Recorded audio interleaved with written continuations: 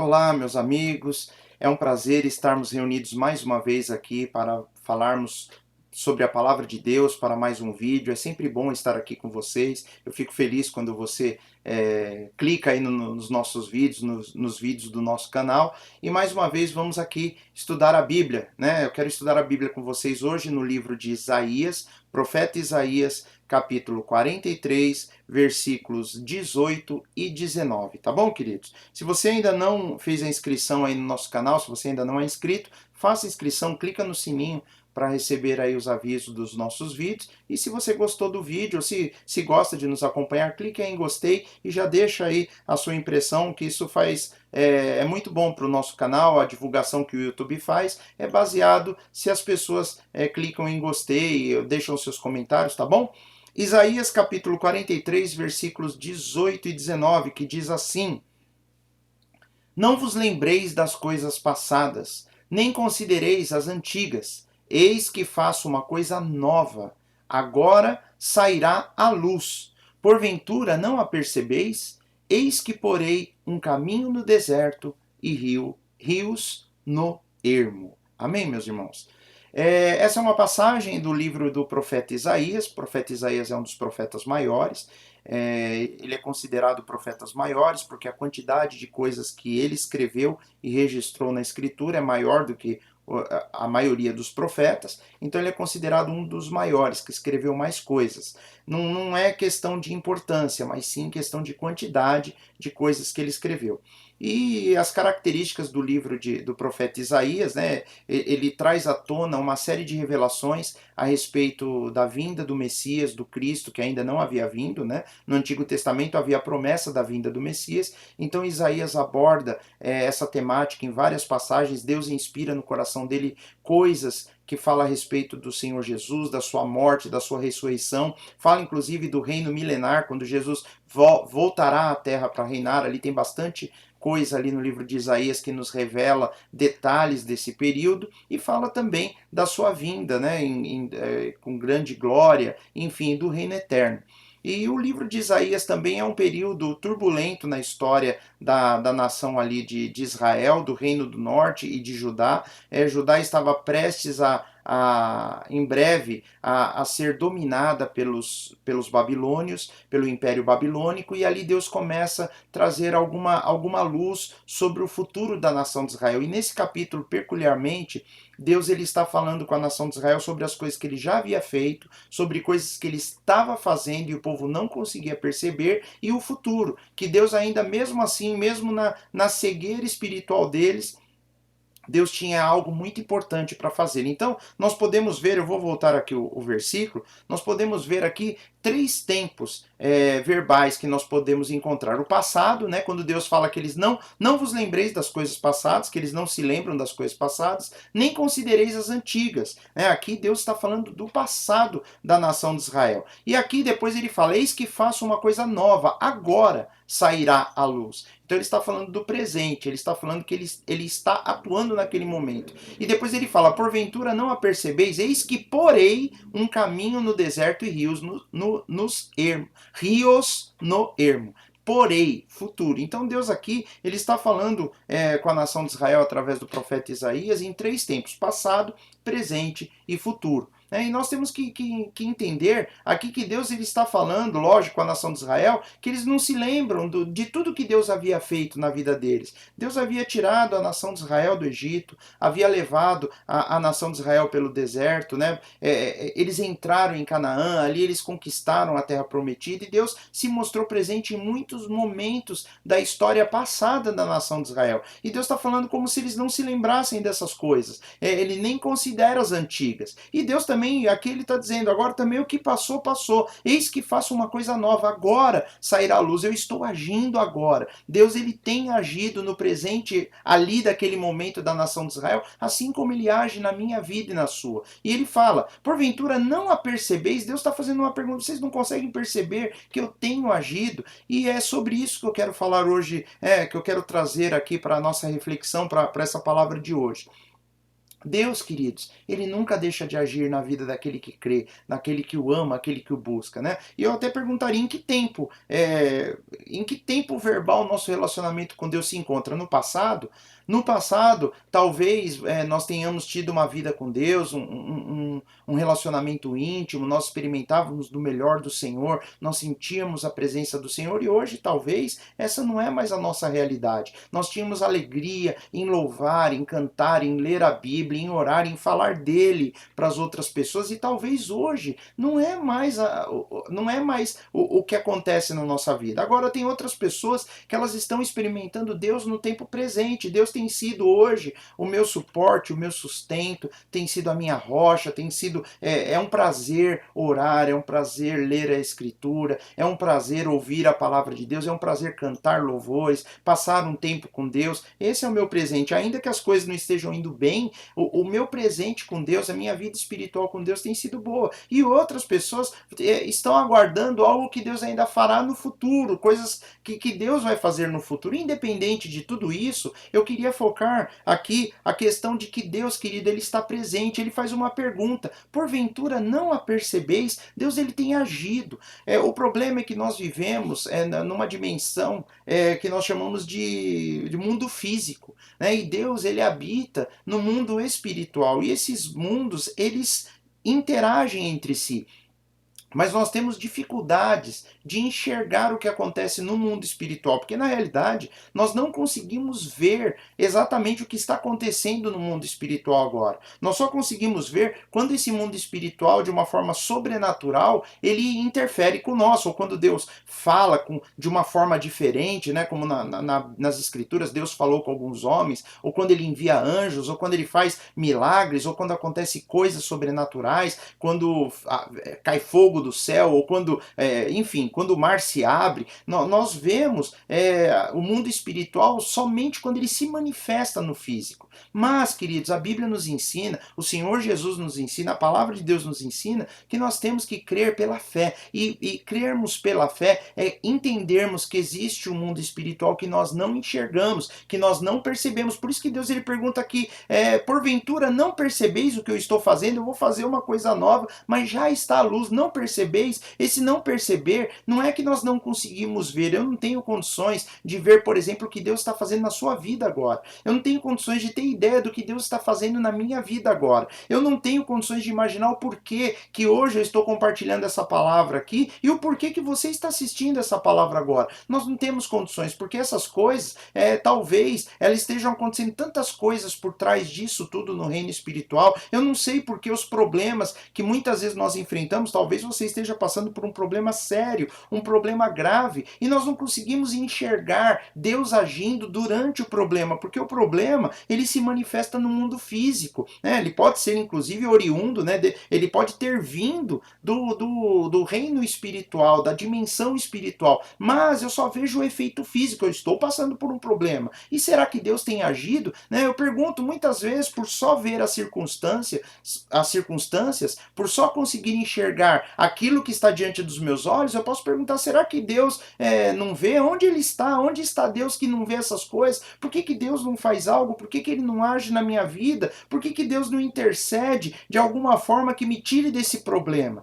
Então nós temos que entender que quando nós não percebemos o mundo espiritual, quando nós não conseguimos ver, nós não conseguimos entender que existe um mundo espiritual onde está o Senhor e ele está agindo, nós vamos ficar com medo das coisas, das circunstâncias que nós vemos. As coisas que acontecem no mundo físico nos amedrontam, porque muitas vezes nós não conseguimos crer que há algo acontecendo no reino espiritual. E Deus, ele fala: porventura não percebeis? Nós muitas vezes ficamos com medo, ficamos preocupados, ficamos até sem dormir, porque nós não conseguimos enxergar a realidade espiritual. Nós temos que entender que no mundo invisível Deus, ele age. No mundo invisível Deus é real. Deus, ele deixou a palavra dele para nós crermos nessa dimensão espiritual onde ele age. A Bíblia nos mostra em várias passagens que o Senhor age age quando ninguém percebe, quando ninguém está vendo. Nós vemos Deus agindo na vida de José e aparentemente durante toda a história de José parece que Deus não está agindo, mas José, ele sai de uma condição em que os seus irmãos o vendem como escravo e ele vai parar num calabouço por N circunstâncias, talvez muitos já conheçam a história, e no final ele se torna governador do Egito. Ali não mostra claramente num primeiro momento onde está Deus, mas nós vemos depois, na conclusão, que Deus estava o tempo todo agindo naquele lugar. Então muitas vezes nós perguntamos, talvez José poderia ter se perguntado, onde está Deus agora no meu problema? Eu amo ao Senhor e eu estou indo parar no calabouço. Isso, queridos, é nós aprendermos a olharmos para o mundo espiritual e confiarmos que Deus ele está no controle, saber que Deus ele age na calada da noite quando ninguém percebe, ele não precisa inclusive dizer para nós o que está fazendo, né? Todos os dias Deus ele está agindo na nossa vida e isso é que é viver por fé e não por vista. Viver por fé é nós crermos que Deus age, que Deus é real, que as coisas estão nas mãos dele e nós não precisamos temer. É igual, querido, eu lembro quando eu era pequeno e as primeiras lições lá de ciências que tinha na escola, eu lembro que a definição do vento, né? O vento é o ar em movimento. Eu lembro vagamente do professor explicando isso e ele falando assim, olha, o ar ele é uma matéria, em estado gasoso, são gases, enfim, que ele parado talvez nós não percebamos, mas quando ele se movimenta nós sentimos o vento. O vento, ele é a manifestação da movimentação do ar. Eu não enxergo, mas eu tenho certeza que o ar está ali e quando ele se movimenta eu sinto a brisa. Então o vento é o ar em movimento, eu consigo, apesar de não ver, eu sinto. E na realidade, se nós não tivermos o ar, nós morremos, nós precisamos do ar para vivermos. É mais ou menos assim a fé. Eu não consigo vê-lo, mas eu creio que Deus está no controle. E quando eu começo a crer naquelas coisas, eu sinto o ar em movimento, eu sinto a presença de Deus agindo, não instantaneamente, mas nas mínimas coisas vai mostrando para nós que Deus é real, apesar de eu não vê-lo, mas eu consigo percebê-lo. É por isso que ele fala, vocês não percebem, não percebeis, e Deus, o que eu falei agora há pouco, com frequência Deus ele não vai revelar suas estratégias e nem o que ele está fazendo. Muitas vezes ele não vai falar para nós, como ele falou aqui para Israel, ele falou, olha, confiam que eu vou fazer algo no deserto, eu vou criar um caminho no deserto, eu vou criar rios no deserto, eu vou transformar aquilo que está ruim em uma coisa maravilhosa. Deus, ele não precisa, muitas vezes, eu creio que na grande maioria das vezes, Deus ele não vai falar para nós algo que já está na palavra. A palavra de Deus nos convida, nos leva a nós confiarmos no Senhor em todo o tempo. Eu tenho que aprender a confiar no Senhor, eu tenho que aprender a confiar que Deus é real, que Deus está presente ainda que eu não veja e muitas vezes ainda que eu não sinta. Olha o que diz aqui em Isaías, capítulo 43, versículo 22. Olha o que ele diz para Israel. Contudo, tu não me invocaste a mim, ó Jacó. E Jacó é o nome antigo de Israel. Israel, sem o pacto com Deus, ele era Jacó. Depois que Deus fez uma aliança com Jacó, ele se torna Israel. Então ele está se tratando Israel como se ele fosse aquele Israel incrédulo, ainda que fazia atrapalhada antes de crer em Deus. Ele fala, contudo, tu não me invocaste a mim, ó Jacó, mas te cansaste de mim, ó Israel. Então ele está dizendo que às vezes é uma questão de nós não invocarmos. Israel, ele poderia invocar o Senhor, Jacó poderia invocar o Senhor, e eles não estavam fazendo isso. Nós temos que entender que existe algo que liga o mundo físico e o mundo espiritual. E isso, queridos, é o clamor. Nós vamos ver que, por exemplo, Israel no Egito, Israel quando eles estavam cativos no Egito, a Bíblia diz que o clamor deles subiu até o Senhor, e o Senhor ouviu o seu clamor e o Senhor respondeu. O Senhor levanta um libertador, levanta Moisés, que tira o povo daquele lugar. Nós temos que entender nas Escrituras que eu só vou clamar a Deus se eu creio que Ele existe. É o que a Bíblia nos diz. E isso é fé, é crer que existe alguém que pode entrar na minha causa, é alguém que pode entrar no meu problema, ainda que eu não veja, ainda que eu não sinta. Se eu quiser, ainda que eu não veja, que que eu não sinta, eu tenho que crer que Deus está no controle, eu tenho que crer que Deus é real, eu tenho que crer que Deus é o autor da vida, Ele cuida de mim, porque Ele prometeu na sua palavra, há promessas na palavra. E o que vai ligar o mundo físico, o mundo espiritual, ou trocando em outras palavras, o que vai fazer que eu veja a resposta de Deus às minhas orações, ou que eu veja a resposta de Deus na minha vida, é eu clamar. A clamar como Israel clamou na aflição, como ele fez quando ele não aguentava mais. E nós não precisamos esperar chegar num ponto que nós não aguentamos mais. Nós temos que aprender a confiarmos em Deus e orarmos. Olha o que diz aqui em Isaías 43:16, diz assim, ó: assim diz o Senhor, o que preparou no mar um caminho. Ele está falando quando ele abriu o mar vermelho para Israel passar. Ele está falando, é esse. E nas águas impetuosas uma vereda. Ele está falando dentro desse capítulo 43, que ele diz, vocês não percebem. Quem está falando é o Deus que preparou no mar um caminho. Meu querido, minha querida irmã, eu não sei o que Deus já fez na sua vida. Eu não sei as coisas que ele já te livrou, que ele nos livrou. Eu não tenho a menor ideia de quantas coisas boas Deus já fez para nós. E muitas vezes nós esquecemos. E Deus fala, você está olhando para o seu passado e você não percebe, você não está percebendo. É o mesmo Deus que abriu o mar vermelho para Israel passar, é o mesmo Deus, o Deus de maravilhas, que sempre fez coisas grandes. Ele está falando, muitas vezes, meu querido irmão, nós oramos e nós nem lembramos que nós oramos e Deus respondeu as nossas orações. Quantas vezes nós pedimos algo para Deus, né? Quantas vezes nós clamamos ali no momento de tristeza, no momento de medo, de desespero, e Deus ele até respondeu a oração e ele nos abençoou, e talvez nós esquecemos. Ele está falando, você não está percebendo. Querido, se você está precisando de um milagre agora, implore, clame, peça com desespero, porque é isso que vai fazer acontecer. Creia que Deus ele te ouve, porque às vezes no desespero é que nós buscamos a Deus com todo o nosso coração. Às vezes, enquanto nós não chegamos numa situação crítica, nós não oramos, nós não confiamos, e nós entendemos o quê? Que Deus ele ouve, Deus ele ouviu a nação de Israel. Aqui nesse versículo de Isaías, a nação de Israel estava vacilando na fé, eles estavam se perdendo, e mesmo assim Deus fala, olha, eu vou abençoar vocês. Deus ele ouve, ele ouviu o clamor de Agar no deserto, ele é o Deus que ouve, ele é o Deus que ouve o clamor. Querido, se você orar, Deus ele vai te ouvir, se você chamar por ele, ele vai te ouvir. Ana, ela queria um filho, ela foi lá na porta do tabernáculo lá e orou, e lá dentro tinham homens perversos, lá o sacerdote Eli não era um homem que andava de maneira correta com Deus, seus filhos eram maus. Isso não tem nada a ver com o tabernáculo, nem com quem ministra lá dentro, mas tem a ver com o Senhor, que ouviu o clamor de Ana e deu um filho para ela, e ela teve Samuel e depois teve outros filhos. Deus é um Deus que ouve. Todas as vezes que nós buscamos ao Senhor, que nós clamamos, ele nos ouve. Só que o nosso problema é que muitas vezes nós queremos evidências. Eu quero que Deus haja ou no meu tempo, ou da minha forma, ou na hora que eu quero, e não é assim que funciona, meu irmão, minha irmã.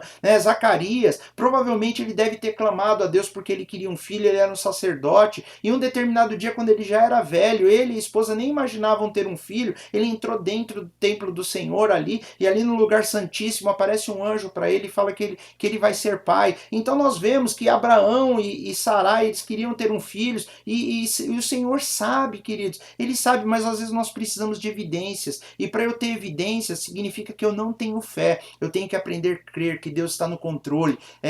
Eu sei que muitas vezes nós oramos e dá a impressão que Deus não ouviu, mas Deus ouve, e ele não só ouve como ele vê também o que nós passamos, e ele não só vê e ouve, mas ele sabe, ele é um Deus que sabe. Se nós começarmos a olhar para a evidência, nós não podemos crer naquilo que acontece no reino espiritual. Eu tenho que aprender a crer que no reino espiritual Deus está fazendo as coisas, porque Deus ouve. Olha aqui mais uma passagem em Jeremias capítulo 29, versículo 13, eu quero compartilhar essa passagem com vocês, muito conhecida. Deus fala assim, ó, e buscar-me-eis e me achareis, quando me buscardes com todo o vosso coração. Ele está falando, se você me buscar com todo o seu coração, você vai me achar. Se você me buscar com todo o seu coração, você vai encontrar, porque o nosso Deus, ele ouve, ele é um Deus que ouve. Se você buscar, se você clamar, ele te ouve. Deus, ele jamais se esquece de qualquer um de de nós, Deus não se esquece das suas promessas, das suas palavras. Ele é um Deus que vê, ele é um Deus que se atenta para a nossa condição, ele sabe quem somos nós, ele sabe, queridos. E se nós ainda não vimos a resposta, nós temos que nos lembrar, Deus está no controle, porque ele vê todas as coisas, ele cuida de nós.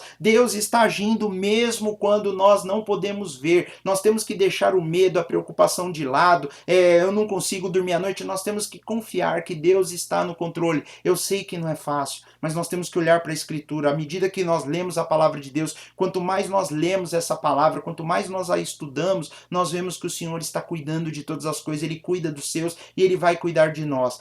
Nós temos que lembrar que a Bíblia diz que o coração do rei está nas mãos do Senhor. Ele inclina para o lado que quiser. Então, se nossa vida depende de alguém que está sobre nós, nós temos que confiar que Deus está acima deles e o coração deles está na mão do Senhor. Nós temos que crer que Deus ele tem planos surpreendentes para a nossa vida. Ele cuida de nós, ele está no controle. Nós temos que aprender a confiar no Senhor mesmo quando não enxergamos.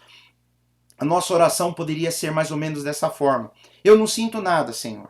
E eu não estou vendo nada. Eu não tenho certeza nenhuma de que o Senhor está no controle. Mas eu vou buscar o Senhor com todo o meu coração. E pela fé na sua palavra, eu sei que o Senhor me ouve e o Senhor vai me abençoar. É assim, meu querido. Eu queria terminar com esse versículo que Deus nos convida a clamarmos a Ele, lá em Jeremias capítulo 33, versículo 3. Ele diz assim: clama a mim e responder-te-ei, anunciar-te-ei coisas grandes e firmes que não sabes. Esse não sabes é que nós não temos a menor ideia do que ele vai fazer. Buscar-me-eis, clama a mim, responder-te-ei, é o que ele fala. Eu vou te responder, vou te anunciar coisas grandes e firmes que não sabes. O segredo está em buscarmos ao Senhor. Saiba de uma coisa, meu querido e minha querida irmã, eu queria te falar uma coisa. Às vezes nós falamos assim tanto e as pessoas, às vezes, elas não assimilam essa verdade. Mas eu quero que você saiba o seguinte: Jesus é o nosso intercessor.